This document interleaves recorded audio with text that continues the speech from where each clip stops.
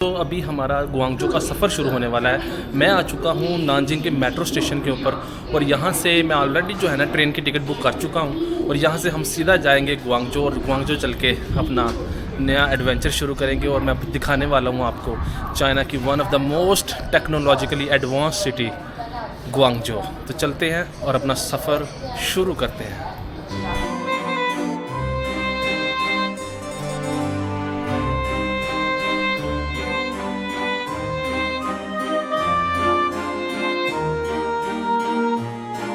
तो जब भी आप चाइना में मेट्रो स्टेशन पे आते हो तो आपको QR कोड स्कैन करना होता है अलीपे के ज़रिए और इस तरीके से आप जो है ना वो पेमेंट कर सकते हैं। तो अभी मैं आ चुका हूँ यहाँ पे, जैसा कि आप लोग देख सकते हो ये नानजिंग का मेट्रो स्टेशन है। बहुत ही खूबसूरत मेट्रो होती है चाइना की, जो कि मैं अपनी वीडियोज़ में अक्सर दिखाता रहता हूँ। तो अभी हम लोग जाने वाले हैं नानजिंग रेलवे स्टेशन और सामने आप लोगों को नज़र आ रहा होगा नानजिंग रेलवे स्टेशन। तो जस्ट यहाँ से जो है ना 3 से 4 स्टेशन दूर है, तो ज़्यादा से ज़्यादा 10 से 15 मिनट लगेंगे।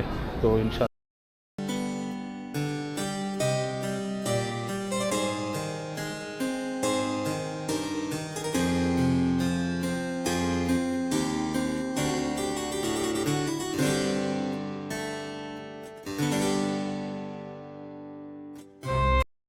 पहुंच चुका हूं नानजिंग के रेलवे स्टेशन के ऊपर। तो जैसा कि आप लोग देख सकते हो वो सामने एंट्रेंस है, वहां से जो है ना वो सिक्योरिटी क्लियरेंस करवाने के बाद जो है ना वो मैं ट्रेन जो है ना वो बोर्ड करूंगा और वहां से फिर सीधा जाऊंगा गुआंगझो।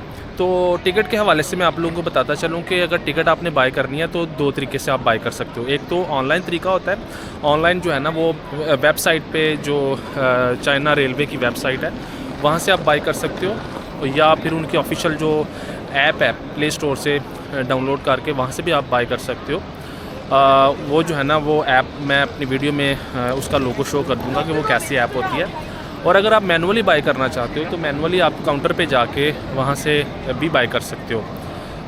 इसके अलावा आप WeChat से बाय कर सकते हो, अलीपे से बाय कर सकते हो, और जो चाइना रेलवे की ऑफिशियल एप्लीकेशन है वहाँ से भी आप बाय कर सकते हो, या फिर आप मैनुअली भी बाय कर सकते हो। ठीक है, तो बस ये सिंपल प्रोसेस है।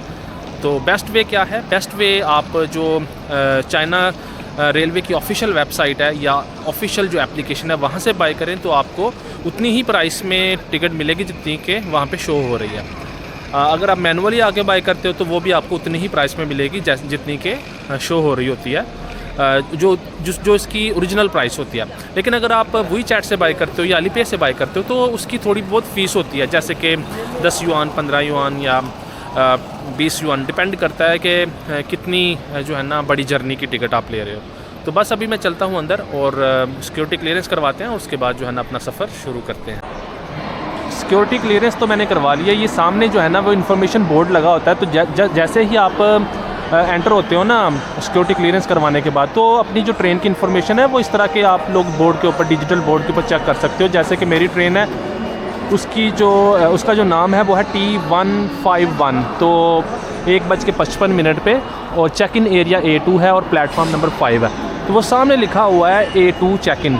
अभी कैमरे में शायद आपको देखना मुश्किल होगा, लेकिन ओवरऑल जनरल मैंने आपको बात बता दी है कि जब भी कभी आप ट्रैवल करो ना, चाहे आप एयरपोर्ट पे ट्रैवल करो या फिर आप बड़े जो रेलवे स्टेशन होते हैं ओवरसीज़ कंट्रीज़ में, तो आप लोग जो भी इंफॉर्मेशन होती है ना वो डिस्प्ले जो बोर्ड्स होते हैं वहाँ से आपको मिल जाती है। तो परेशान होने की बिल्कुल भी ज़रूरत नहीं होती। और अगर आपको फिर भी प्रॉब्लम होती है, फॉर एग्ज़ाम्पल अगर आप फर्स्ट टाइम ट्रैवल कर रहे हो, तो आप जो काउंटर्स होते हैं, हेल्प जो डेस्क होते हैं, वहाँ पे जा सकते हैं और वहाँ पे जाके आप लोग पूछ सकते हैं। लेकिन बेहतर ये है कि आप जो है ना वो टाइमली चेक इन करें, यानी कि आपके पास इनफ टाइम होना चाहिए। अगर आप बिल्कुल थोड़े टाइम में आप लोग अगर आते हो तो फिर डेफिनेटली आप परेशान होंगे और जो है ना वो आपको मुश्किल हो सकती है, और ट्रेन या फिर प्लेन जो है ना वो मिस भी हो सकता है। तो अभी मेरा जो है ना वो काफ़ी टाइम है, तकरीबन आधा घंटा भी बाकी है, और मैं जो है ना वो टाइमली मैनर में रेलवे स्टेशन के ऊपर पहुंच चुका हूं। और आप लोग देख सकते हो कुछ इस तरह से रश होता है भाई चाइना के अंदर, तो काफ़ी ज़्यादा रश है। ये सामने मेरी ट्रेन जो है ना वो उसका काउंटर लगा हुआ T151, तो ये सामने शायद आपको नज़र आ रहा हो, तो T151। तो जैसे ही वो सामने जो डिस्प्ले बोर्ड लगा हुआ है, जैसे ही वो ग्रीन कलर का होगा ना, तो इसका मतलब है कि जो ट्रेन है उसके अंदर बोर्डिंग स्टार्ट हो गई है। और एक और मैं आपको बात बता दूं कि जब भी आपने चाइना के अंदर ट्रैवल करना है ना, रेलवे स्टेशन के ऊपर, एयरपोर्ट पे तो डेफ़िनेटली पासपोर्ट की ज़रूरत होती है, उसके बगैर तो आप जा ही नहीं सकते। लेकिन एक आपको बात बता दूं कि जो चाइना के रेलवे स्टेशन होते हैं, अगर आपने एक सिटी से दूसरी सिटी जाना है तो उसके लिए भी आपको पासपोर्ट की ज़रूरत होती है। इवन कि टिकट बाय करने के लिए भी आपको पासपोर्ट की ज़रूरत होती है। पासपोर्ट बेसिकली क्या है? पासपोर्ट एक आईडी है ना। तो डेफ़िनेटली जो चाइना के लोग हैं वो जब अपनी कंट्री के अंदर ट्रैवल करते हैं तो जिस तरह से हमारा नेशनल आईडी कार्ड होता है वो उसके ज़रिए ट्रैवल करते हैं। जबकि जो ओवरसीज़ लोग होते हैं उनके पास तो वो आईडी कार्ड नहीं होता ना, तो हमारे पास तो हमारी आईडी जो है ना वो पासपोर्ट है ना। तो पासपोर्ट के बगैर जो है ना वो ट्रैवल करना चाइना के अंदर पॉसिबल नहीं है। जब आप दूसरी कंट्रीज़ में होते हो, यूरोपियन कंट्रीज़ में होते हो या और किसी कंट्री में होते हो, तो आप जब ट्रैवल करते हो कंट्री के अंदर तो आपको पासपोर्ट की ज़रूरत ही नहीं होती। इवन के टिकट बाय करने के लिए भी ज़रूरत नहीं होती। ट्रेन वगैरह की बात कर रहा हूँ या बस की बात कर रहा हूँ। लेकिन चाइना के अंदर अगर आपने एक सिटी से दूसरी सिटी जाना है, चाहे आप बस पे जाएँ या ट्रेन पे जाएँ, आपको पासपोर्ट की तो ज़रूरत होगी। तो इस बात को भी ज़रूर आप जहन में रखें। और हमेशा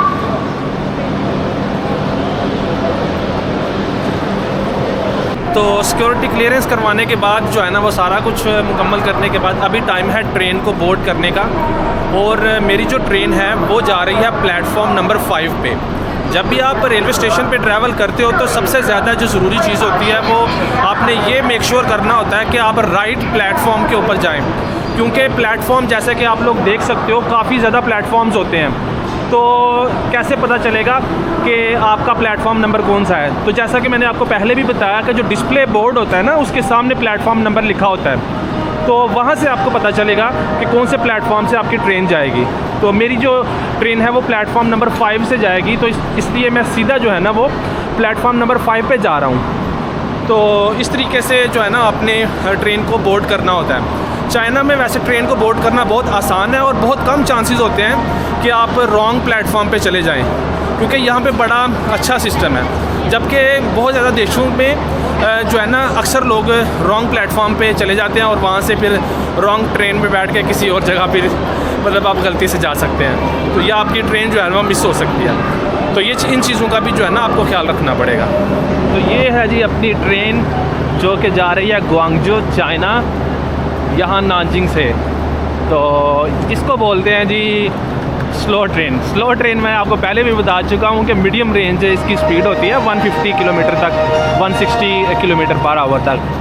तो ओवरनाइट ट्रेन होती है बेसिकली ये। तो ये लेने वाली है 20 घंटे। जी हाँ, मैं बहुत दूर जा रहा हूँ। जिस साइड पे मैं रहता हूँ वहाँ से बहुत दूर है ये सिटी ग्वांगझो, तो डेफिनेटली बहुत ज़्यादा टाइम लगेगा। और अगर आप ओवरनाइट जो ट्रेन लेते हैं तो आप लोग जो है ना वो स्लीपर भी बुक कर सकते हो। मैंने वैसे जो है ना वो मतलब सीट ही बुक की है, लेकिन अगर आप लोग ओवरनाइट ट्रेन ले रहे हो तो बेहतर है कि आप स्लीपर जो है ना वो आप बुक कर सकते हो। जैसा कि आप लोग देख सकते हो इसमें जो है ना वो आपको पिलो भी मिलता है और साथ में रज़ाई वगैरह कंफर्टर जो होता है वो भी साथ में मिलता है और काफ़ी कंफर्टेबल रहता है ये। इसमें सॉफ्ट स्लीपर भी होता है और हार्ड स्लीपर भी होता है। तो इस तरीके से मामला जो है ना वो रहते हैं। तो मेरा जो है ना वो डब्बा नंबर 11 ये वाला, और सीट नंबर जो है ना वो 3 है, if I am not wrong. नहीं, ये वाला नहीं है, मेरे हाथ से अगला है। सीट नंबर 11 है और डब्बा नंबर 3 है, आई थिंक सो। तो आगे जाना पड़ेगा।